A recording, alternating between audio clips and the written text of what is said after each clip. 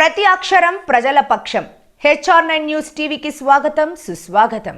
శ్రీ సత్యసాయి జిల్లా పుట్టపర్తి నియోజకవర్గంలోని నల్లమాడకు చెందిన కదిరిసాని వేణుగోపాల్ స్వతంత్ర అభ్యర్థిగా పోటీ చేస్తున్నారు. ప్రజల కష్టాలు చూడలేక స్వతంత్ర అభ్యర్థిగా పోటీ చేయాలనుకున్నానని తెలియజేశారు. ఎన్నికల ప్రచార కార్యక్రమంలో భాగంగా ఒకే రోజు 80 కిలోమీటర్ల పాదయాత్ర పూర్తి చేశానన్నారు. అలాగే ప్రజల సమస్యలు తెలుసుకుంటూ అధికారంలోకి రాగానే ప్రజలకు మంచి పరిపాలన అందిస్తానన్నారు. అంతేకాకుండా నియోజకవర్గంలోని నిరుద్యోగులకు అయినటువంటి యువతకు 6 మండలాలలో 6 కంపెనీలు తెస్తామన్నారు.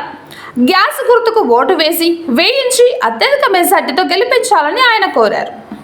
HR9 స్వాగతం. మనతో పాటు ఉన్నారు నల్లమాడకు చెందినటువంటి కదిరిసాని వేణుగోపాల్ గారు. ఈయన ఇండిపెండెంట్గా పోటీ చేస్తున్నారు. అంతేకాకుండా ఒకే రోజే 80 కిలోమీటర్ల పాదయాత్ర కూడా పూర్తి చేశారు. ఆయనకి ప్రజల స్పందన ఎలా ఉన్నది అనే దాన్ని బట్టి ఆయన మాటలను చెప్పండి సార్. హాయ్ అండి, నమస్కారం. నా పేరు వేణుగోపాల్. నేను పుట్టపర్తి నియోజకవర్గం స్వతంత్ర అభ్యర్థి ఎమ్మెల్యేగా పోటీ చేస్తున్నాను. నా గుర్తు సిలిండర్ గుర్తు. నేను స్వతంత్రంగా పోటీ చేయగలుగుతున్నాను. నేను పేదల కష్టాలు చూసి నాలాంటి కష్టాలు ఏ యువకుడు పడకూడదు, ఏ అన్న నా కష్టం పడకూడదు, ఏ చెల్లి నా కష్టం పడకూడదని నేను రాజకీయాల్లోకి రావడం జరిగింది.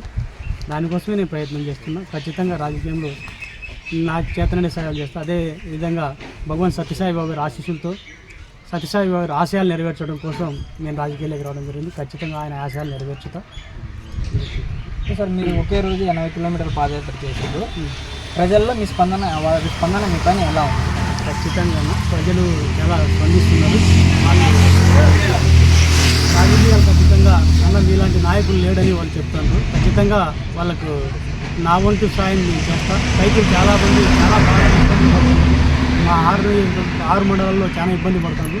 వాళ్ళ కోసం నేను ఖచ్చితంగా వాళ్ళ సేవ నా శక్తి ఉన్నంత వరకు వాళ్ళ కోసం కష్టపడి సేవ చేస్తాను.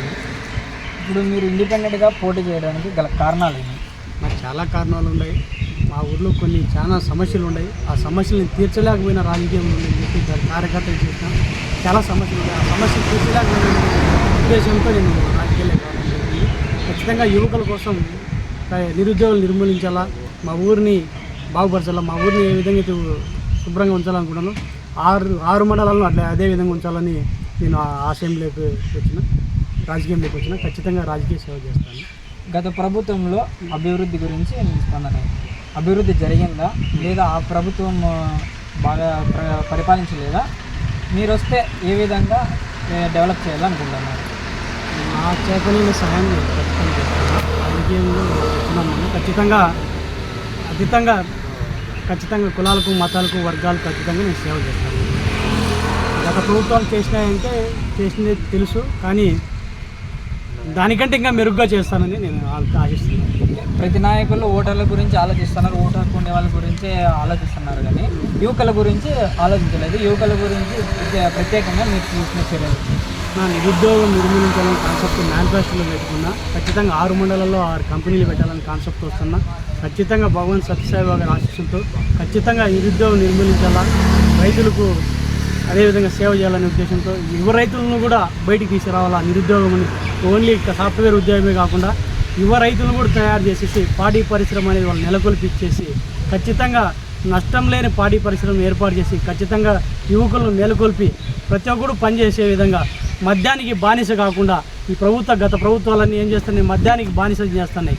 కానీ మనం అలా కాకుండా మద్యం అనేది నిర్మూలించి ఖచ్చితంగా యువతలో స్వేర్థం, వాళ్ళల్లో ధైర్యం నింపడం కోసం, వాళ్ళల్లో ఆశయాలు నింపడం కోసం, వాళ్ళు కూడా దేశానికి ఉపయోగపడాలా, వాళ్ళు కూడా రాష్ట్రానికి ఉపయోగపడాలని సదుద్దేశంతో నేను రాజకీయాలకు రావడం.